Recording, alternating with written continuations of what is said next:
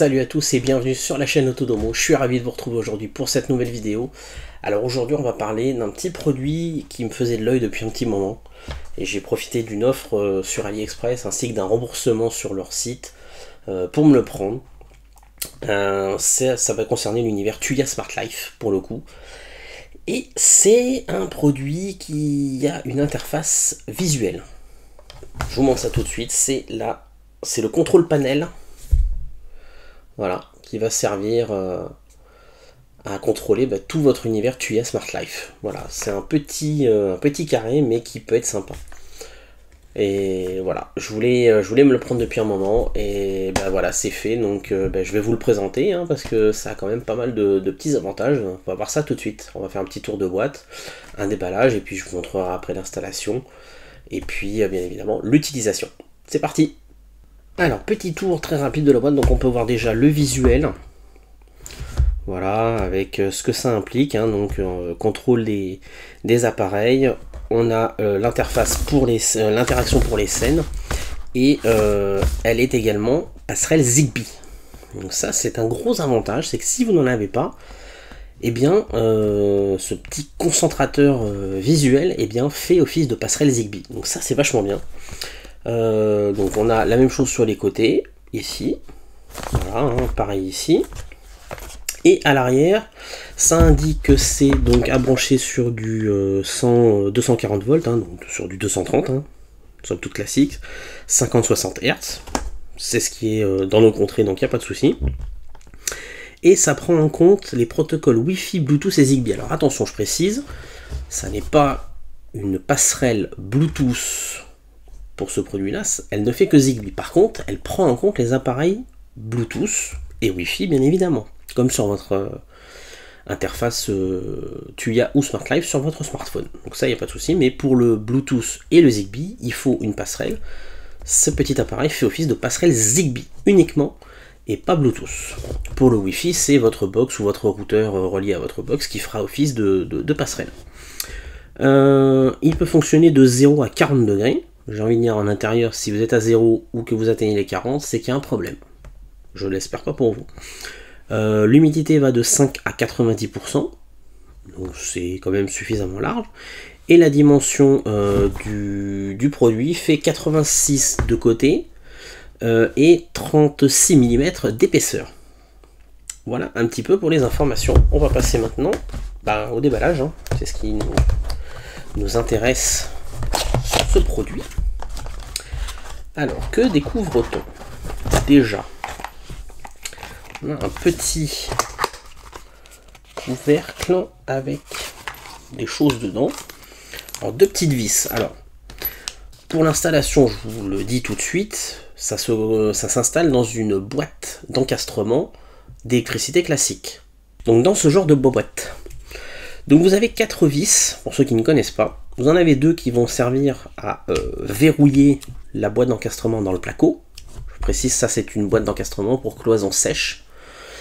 Si c'est un autre type de cloison que vous avez, il faudra un autre type de boîte. Et vous en avez 2 autres qui permettent de fixer l'appareillage que vous voulez mettre dessus. Ils en ont mis. Maintenant, si c'est déjà inclus, ça ne vous servira pas. Ça sera de côté. Ça c'était pour la petite information technique.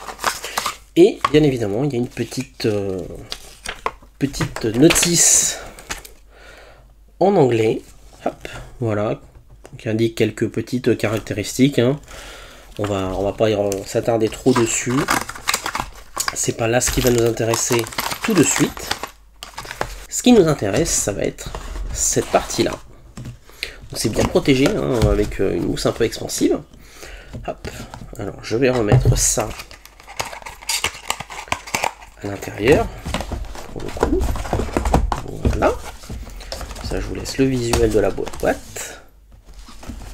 La boîte elle a pris un petit coup. Voilà, et donc voici l'appareil en lui-même. Donc il y a déjà un petit film de protection, donc ça c'est plutôt bien. De côté, voilà ce que ça donne. C'est pas très épais, ça doit faire à peine 1 cm d'épaisseur. Et derrière, vous avez la partie, j'ai envie de dire, électrique. Et il n'y a que 2 choses à brancher dessus.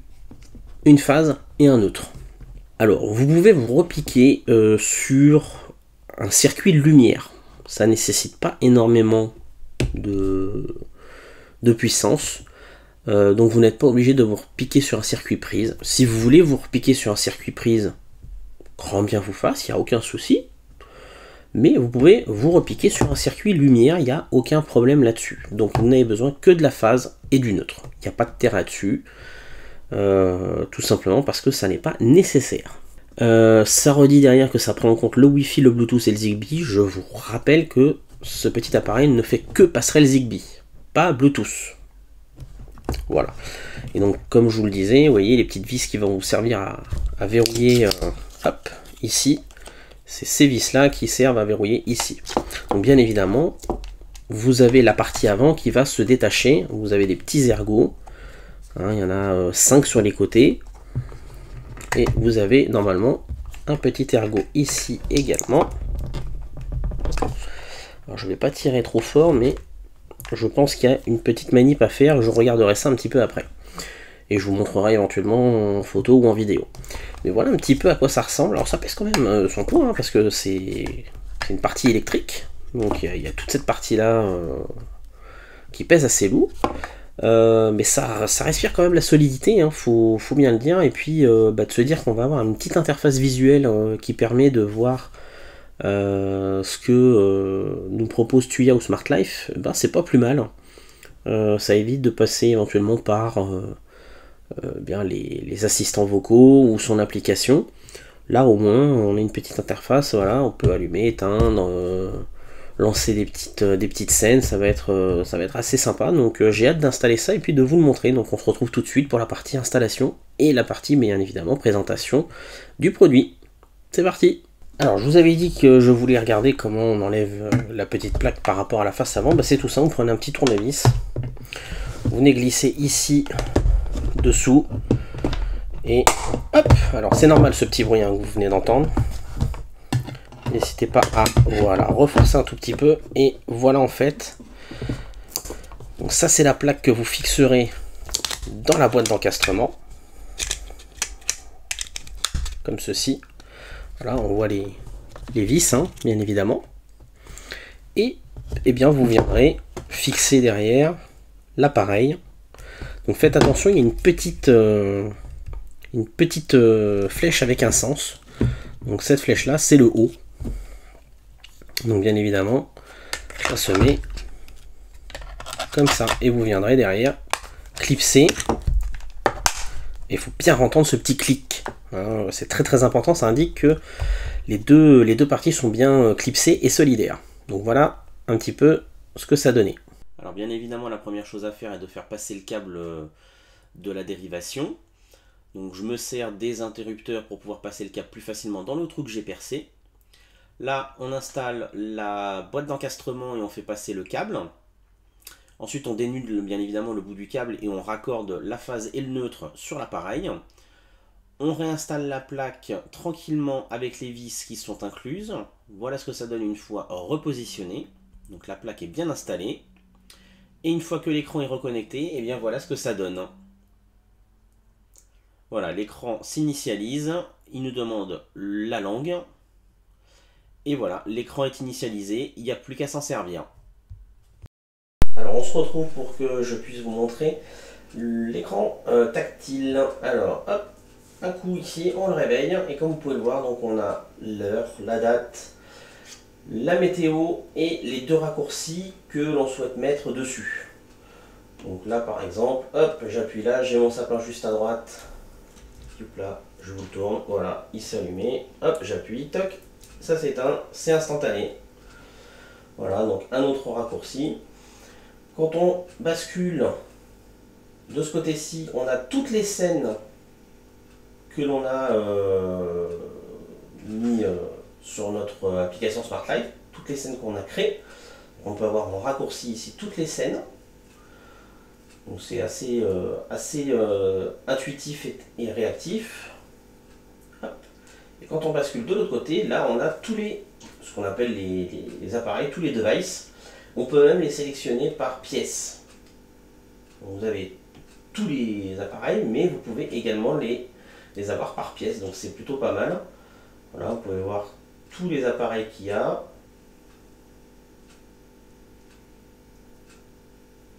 Donc certains sont avec des interrupteurs, mais d'autres, il faut rentrer dedans pour les activer.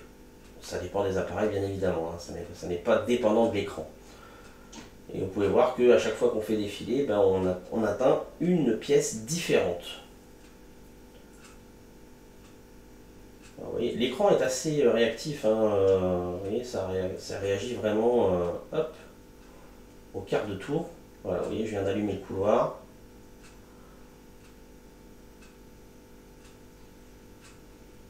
Hop, voilà, hyper réactif. Donc là, ah bah tiens, petite chose que je n'avais pas vue, il y a des raccourcis qui se sont mis en plus. Pourquoi, je ne sais pas, j'en avais mis que 2. Bonne nouvelle. Et quand on fait défiler, hop, comme sur le téléphone, et bien on se retrouve avec un centre de notification, donc on peut atteindre la page de garde, si l'on peut dire. On a les paramètres, donc le fait que ça soit connecté. On a un voice control, alors personnellement je ne l'ai pas testé, mais ça doit être que de l'anglais. On a un volume également. On peut choisir l'ajustement de la luminosité de l'écran, et vous avez aussi un écran de veille, si on peut dire. Alors ce qui est dommage, c'est que quand l'écran est éteint avec cet écran de veille, il vous faut appuyer 2 fois pour atteindre la page, cette page là. Vous avez un premier écran noir avec juste la date et l'heure, et je crois la météo, mais par contre il faut appuyer une deuxième fois pour atteindre cet écran. Donc moi je l'ai enlevé personnellement. Là vous avez bon, des informations système, et en langue et région, alors moi je me suis mis en anglais parce que vous n'avez pas de... Si, il y a du français, pourquoi d'ailleurs il ne s'est pas mis en français, voilà. Voilà. En live, redémarrage en cours, voilà, vous voyez, vous allez voir le petit écran bien sympa. Voilà, une petite animation qui se fait.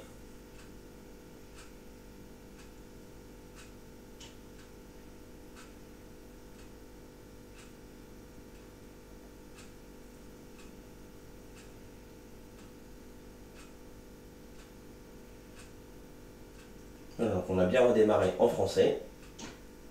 Donc on peut choisir également le thème que l'on souhaite. Donc là vous avez un thème qui change en fonction de la météo.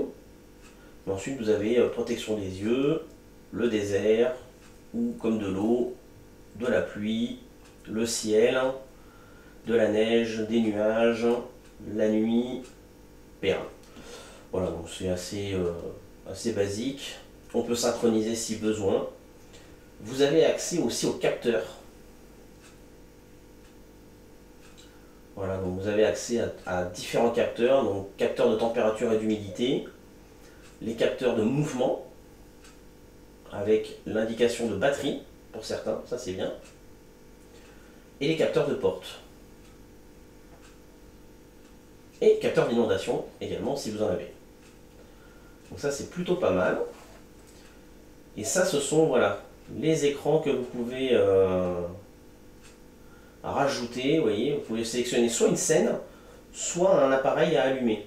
Donc ça c'est plutôt pas mal, donc vous allez dedans, vous cherchez l'appareil que vous souhaitez rajouter, toc toc toc, voilà, hop,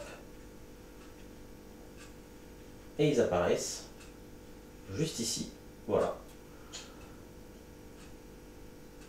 Donc c'est plutôt pas mal, et vous pouvez faire une recherche selon les appareils, si vous voulez en ajouter, parce que comme je vous l'ai dit, c'est une passerelle Zigbee. Voilà un petit peu comment ça se comporte. J'aimerais savoir pourquoi il y en a qui se sont rajoutés alors que sur l'écran il y en a que 2, mais il va falloir que je cherche un petit peu. Donc voilà un petit peu comment l'écran se comporte. Vous voyez, comme je vous ai dit, hein, c'est assez réactif.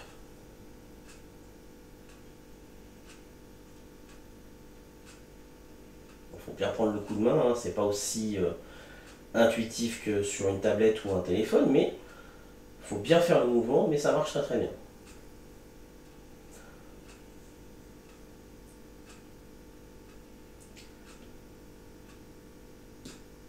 Vous pouvez aussi continuer dans les réglages, vous avez la date et l'heure, le thème de la page d'accueil, que vous pouvez retrouver encore ici.